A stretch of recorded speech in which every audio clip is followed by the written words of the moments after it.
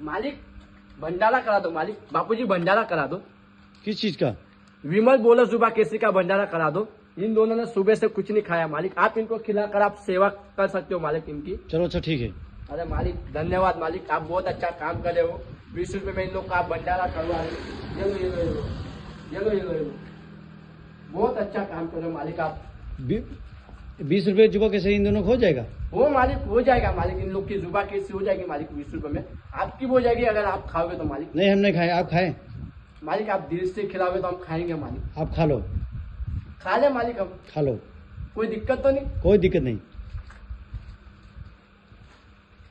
ठीक है मालिक, बहुत अच्छे हो आप, बहुत अच्छे हो आप, बहुत अच्छी सेवा कर रहे हो मालिक।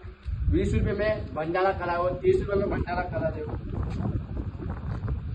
इन दोनों को पैसा दूंगा, आपका नहीं दूंगा। अरे मालिक क्या बात करते हो यार आप, ये लो फिर ऐसा भंडारा आपको नहीं चाहिए मालिक, ये लो आपका भंडारा आपके पास ही रखो मालिक।